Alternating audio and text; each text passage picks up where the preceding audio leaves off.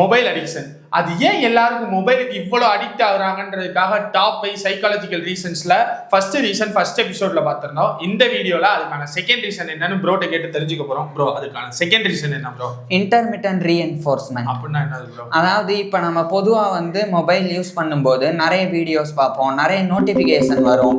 நோட்டிஃபிகேஷன்ல ஒன்று மெசேஜ் வரும், இல்லைன்னா ஏதாவது ஒரு நமக்கு பிடிச்ச வீடியோவோ போஸ்ட்டோ யாராவது ஷேர் பண்ணியிருக்கிறாங்க நமக்கு பிடிச்சவங்க, அதாவது நம்ம அடிக்கடி பார்க்கக்கூடிய சேனல் இல்லைன்னா அந்த மாதிரி பேஜஸ்ல இருந்து மெசேஜஸோ அல்லது போஸ்ட்டோ இல்லைன்னா இந்த மாதிரி வீடியோஸோ வந்திருந்தா அதை நம்ம அடிக்கடி பார்த்துட்டே இருப்போம்.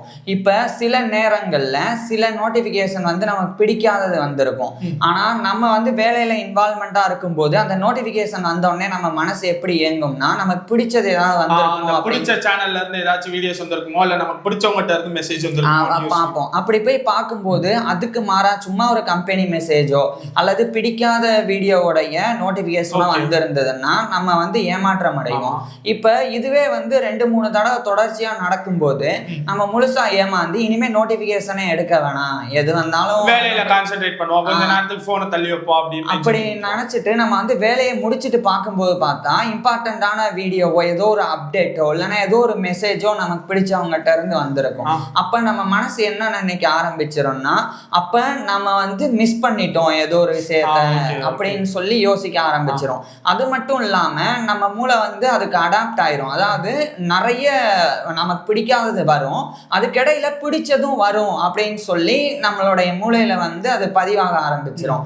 அதுதான் வேரியபிள் ரிவார்ட் சிஸ்டம். அதாவது ஒரே விஷயம் இல்லாம நிறைய விஷயம் வரும். அதுல நிறைய விஷயத்துல நமக்கு பிடிச்சது 1-2 தான் இருக்கும். ஆனா அந்த 1-2 பிடிச்சது வர்றதையே நம்ம எதிர்பார்க்க ஆரம்பிச்சிரும். இதுதான் பவர் ஆஃப் ஆன்டிசிபேஷன். அதாவது எப்போ நம்ம ஒரு விஷயத்தை எதிர்பார்த்து அதை போய் ஆர்வமாக பண்ண ஆரம்பிக்கிறோமோ அப்போ நம்மளுடைய மூளையில் நான் ஏற்கனவே சொன்ன டோபமின் அப்படின்ற கெமிக்கல் ஆனது சுரக்கும். இந்த டோபமின் சுரந்தாலே நமக்கு ஒரு தனி உற்சாகம் உத்வேகம் கிடைச்சிரும். ஸோ இதுதான் மொபைல் அடிக்ஷனில் நடக்குது. அதாவது நம்ம மொபைல் யூஸ் பண்ணுறோம், நமக்கு பிடிக்காதது வந்துட்டே இருக்கு அப்படின்னு சொல்லி நம்ம வச்சுட்டு வேலையில் கான்சென்ட்ரேட் பண்ணுறோம். அதுக்கப்புறம் திரும்பி பார்த்தா நமக்கு பிடிச்சது வந்திருக்கு.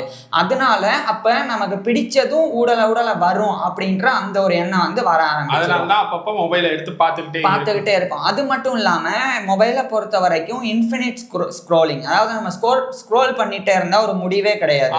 அப்ப நமக்கு பிடிக்காதது 99 வந்தாலும் பிடிச்சது ஒன்னாச்சு பார்த்துட்டு இன்னும் கண்டினியூஸா போயிட்டு இருக்கும். இன்னொன்னு பார்ப்போம், இன்னும் 2 பார்ப்போம், இது அடுத்து என்ன வரப்போகுது, அந்த வேரியபிள் ரிவார்ட் சிஸ்டம் தான் அடுத்து என்ன வரப்போகுது அப்படின்ற அந்த எதிர்பார்ப்பு இருக்கும். எப்பவுமே நம்ம சர்ப்ரைஸ் ஆகுறதுக்கு நம்ம தயாராகவே இருந்துட்டே இருப்போம். ஸோ இது நம்மளை மறுபடியும் பார்க்க வைக்குது. அடுத்து சைக்கலாஜிக்கல் ஹுக் ஃபார் ரெஃப்ரெஷிங். அதாவது நம்ம மேல இருந்து டிஸ்பிளேவை கீழே இழுத்து விட்டோம்னா ரெஃப்ரெஷ் ஆகும். ஆமா, ஒவ்வொரு முறை அந்த ரெஃப்ரெஷ் ஆகும் போதும் அதுக்கு வரக்கூடிய அந்த ஒரு வீடியோ அது புதுசா மாறும், போஸ்ட் புதுசா மாறும். அதுல ஒரு டவுட் ப்ரோ, இப்போ நம்ம அந்த வீடியோ ரிஃப்ரெஷ் பண்றோம்ல, அந்த ரிஃப்ரெஷ் பண்ணல புது வீடியோஸ் வரும். பட் அந்த புது வீடியோஸ்லயும் நம்ம பார்த்த கண்டென்ட் ஓரியன்டா தான் இருக்குமா, இல்ல அது புதுசா கண்டென்ட் நம்ம பார்க்காததா வரும்? அதாவது புதுசு அப்படின்றது 2 விதமா எடுத்துக்கலாம். இப்பதான் அப்லோட் பண்ணப்பட்டிருக்க ஒரு வீடியோவோ இல்லைன்னா இப்பதான் ஒரு போஸ்ட் போடப்பட்டிருக்கனால அது புதுசுதான். அதே சமயம் பழசு எப்போ போட்டது ஆனா நம்ம பார்க்காத வீடியோஸ் போஸ்டா இருந்தா அதுவும் அங்க நிக்கும். சோ 2 விதமா இருக்கு. அதனால புதுசு அப்படின்னு நம்ம ரெஃப்ரெஷ் பண்ணும்போது நம்ம பார்க்காதது தான் வரும். அந்த பார்க்காதது புதுசாவும் இருக்கலாம். இல்ல ப்ரோ, பார்க்காதது வீடியோ ஓகே, நான் கண்டென்ட் கேக்குறேன்.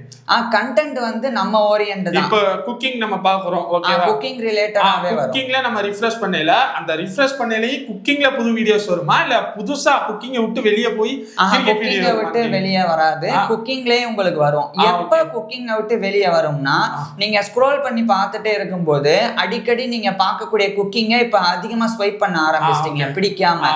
அப்ப உங்களுக்கு போர் அடிக்குதுன்னு அல்காரிதம்க்கு புரிய ஆரம்பிக்கும். அப்ப குக்கிங் ரிலேட்டடா ஏதாவது ஒண்ணு அதுக்கு நிகரா இருக்கிற மாதிரி வரும். உதாரணத்துக்கு ஃபுட் vlog பண்றது, அது மாதிரி வரும். அது கூட என்டர்டெயின்மென்ட்டை சேர்த்து வரும். கொஞ்சம் கொஞ்சமா நீங்க குக்கிங் விட்டு வெளியே போற மாதிரி உங்களை அல்காரிதமே கொண்டு போக ஆரம்பிச்சிடும். இது பிடிக்கலையா, அப்ப இதை பாரு அப்படின்னு சொல்லி அந்த மாதிரி வரும். இப்ப ரெஃபரன்ஸ் பண்ண நம்ம மைண்டுக்கு வந்து தெரிஞ்சிடும். அப்ப ரெஃபரன்ஸ் பண்ணா நமக்கு பிடிச்சது அல்லது நம்ம பார்க்காதது அந்த மாதிரி தான் வரும் அப்படின்னு சொல்லி மைண்டு நினைச்சிரும். இதுவே தான் ஒரு மெசேஜ் செக் பண்ணும் போது கூட ரெஃபரன்ஸ் பண்ணா ஒருவேளை மெசேஜ் வருதான்னு பார்ப்போம். இவ்வளவு நேரம் வரலையே அப்படின்னு சொல்லி அந்த ஒரு எதிர்பார்ப்பு வந்து மறுபடியும் ரெஃபரன்ஸ் பண்ணி போன்லயே வந்து மூழ்கி போயிடுவாங்க.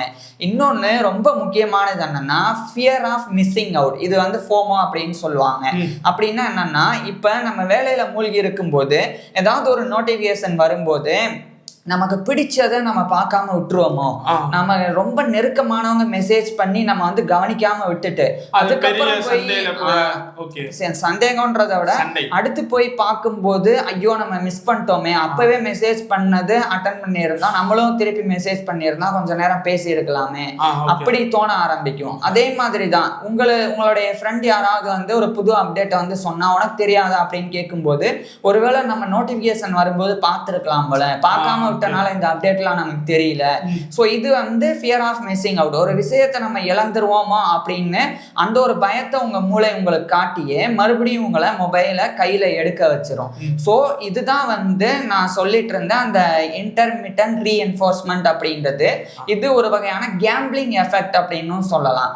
கேம்பிளிங் எஃபெக்ட் அப்படின்னா இப்ப சூதாட்டம் நடக்குதுன்னா அந்த சூதாட்டத்துல பல முறை நம்ம விளையாடும் போது எல்லா நேரமும் நம்ம ஜெயிக்க போறது கிடையாது. இல்ல பொதுவா நம்ம போய் ஒரு சூதாட்டம் ஆடுறோம்னு வைங்களேன், எல்லா நேரமும் நம்ம ஜெயிக்க போறது கிடையாது. நம்ம தோக்க போறோம்னு தெரியும். ஆனா ஏதாவது ஒரு முறையாவது நம்ம ஜெயிச்சிட மாட்டோமா, அந்த ஒரு முறை இப்ப இருந்துராதா அப்படின்னு சொல்லி விளையாடுவாங்க. அந்த மாதிரிதான் இந்த கேம்பிளிங் எஃபெக்ட் தான் வந்து இப்படி நம்மளை ஒரு முறையாவது நமக்கு பிடிச்ச வீடியோ அடுத்த வீடியோவாவது நமக்கு பிடிச்சது வந்துராதா, அடுத்த போஸ்டாவது அப்படி வந்துராதா, அடுத்த மெசேஜாவது நமக்கு பிடிச்சவங்ககிட்ட இருந்து வந்துராதா, இந்த இதுதான். ஸோ இதுதான் வந்து 2வது சைக்கலாஜிக்கல் ரீசன் மொபைல் அடிக்ஷனுக்கு. ஓகே, இது செகண்ட். இன்னும் 3 இருக்கு. ஃபர்ஸ்ட் எபிசோட் பார்க்காதவங்க லிங்க் தர்றோம், ஃபர்ஸ்ட் எபிசோட் பார்த்துக்கோங்க. செகண்ட் எபிசோட்ல இல்லப்பா இது எனக்கு இல்ல செட் ஆகல அப்படின்னா கீழே கமெண்ட் பண்ணுங்க. ஒருவேளை 3rd 4th 5th உங்களுக்கு கனெக்ட் ஆகலாம். இல்ல எனக்கு இது கனெக்ட் ஆயிடுச்சு அப்படின்னாலும் அதையும் கீழே கமெண்ட் பண்ணுங்க. அடுத்த எபிசோட்ல உங்களுக்கு 3rd ரீசன் என்னன்னு வரும். தேங்க்யூ.